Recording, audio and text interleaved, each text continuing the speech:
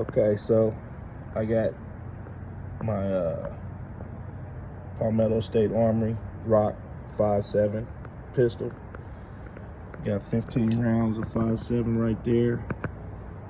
And then I got 10 already loaded in the magazine. So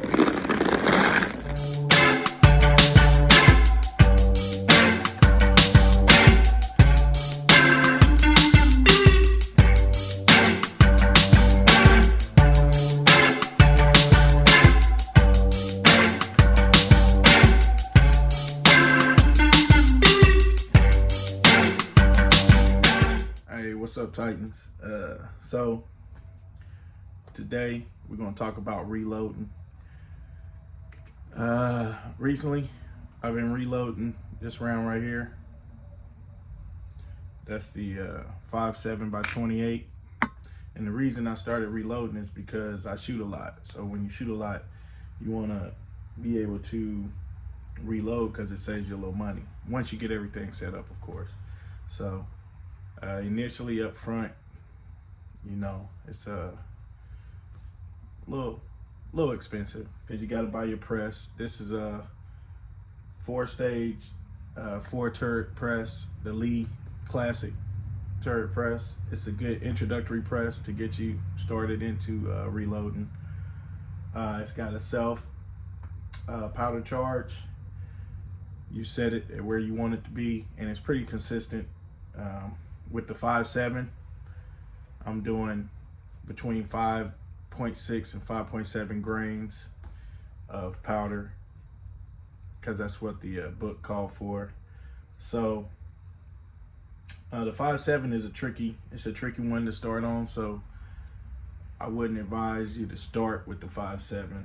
Like, I think the first one I started with was the 38 Special.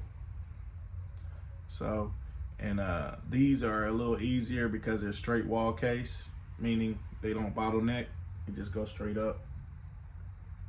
But so I'm gonna do a couple of them, show you my process. So first you have to get your brass. Now a lot of this is the brass here, so, and then this is the primer pocket. So I've already deprimed these. So, but basically on this press, when you get the die comes with a deprimer and a case. Basically it restores the case back to its normal diameter, because you know when you shoot it, obviously the cases aren't always perfectly round. Here's an example of one. See that case? If you could tell, see how it's not a complete circle, but once you put it in the die, then it opens that mouth up to a complete circle so you can see the bullet. And then you can also take the primer out. So you put it in the shell holder, and then I got my primers out, but this is also a way to put the primer in there. So once I put the primer in there,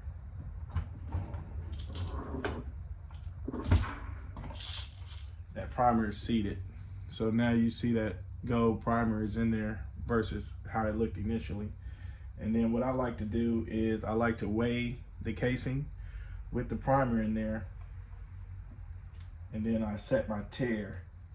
So when you set a tear, if you know anything about scales, when you set a tear, it basically eliminates the weight of whatever is on the scale and it zeroes the scale out. So if you wanted to add to it, which we do. So once I put that primer in there, now I can get my powder charge. So now what I did was I just put the gunpowder in there, and then I'll weigh it again. Since I set my tear at 0, now my powder charge is showing 5.64 grains, which is perfect because I'm trying to do between 5 and 7. So now that I know that I have the right amount of powder, which is the most important part of reloading, then I'll seat my bullet. So with the 5.7, it takes a .224 bullet, which some of you might be familiar with 223, which is the AR-15 round, most popular AR-15 round. That's the same round. So .224 is the actual diameter of the bullet. And so I seat that into the case, and that puts it into the round. Again, this is a crimper, which basically holds it in there. So the finished product looks like this. So, and then you got your primer. I got my powder in there, and now this is a live round. It's ready to shoot. So I'll do one more pretty quick.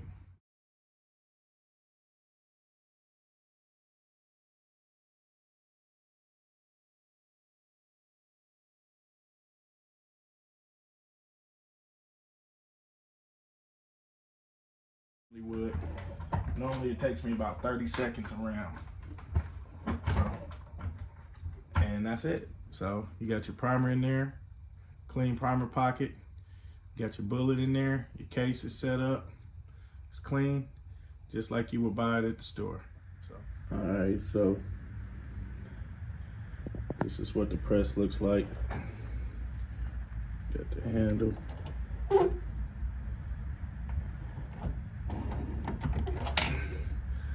Force station.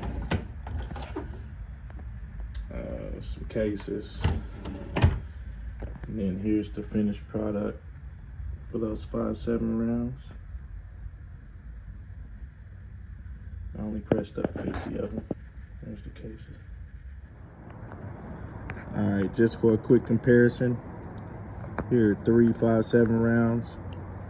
The one on the left is a FN blue tip.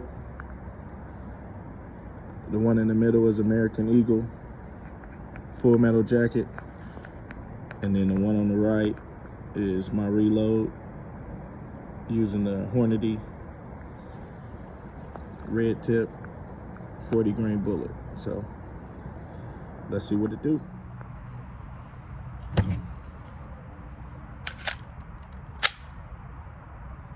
Okay, so it chambered the first one. That's always a good sign. Let's see what we got.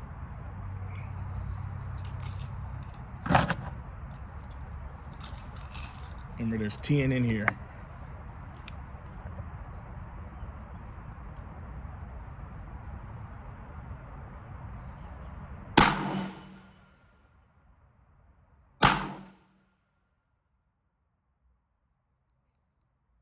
Okay, so it shot the first 2, then we got a failure to eject.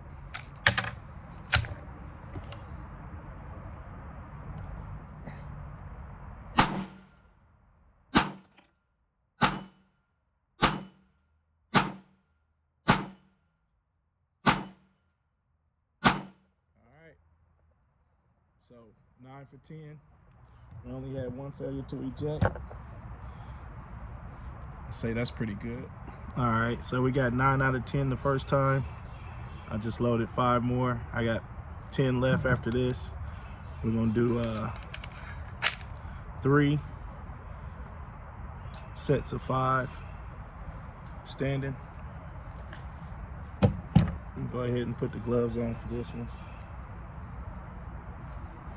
just in case we have any malfunctions. You know, doing reloads is a serious thing because you're actually just creating an explosive, you know, in your hand, to go off in your hand. So you got to be safe. I got my glasses on, got my hearing protection. All right, it chambered like the other one, so that's a good thing. We're gonna do 5 middle target. Okay,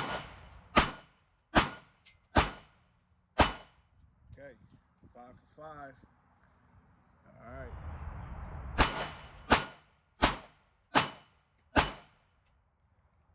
right. No malfunctions. We got 5 left. Right now, we've had one malfunction out of 20 rounds. That's a 95%.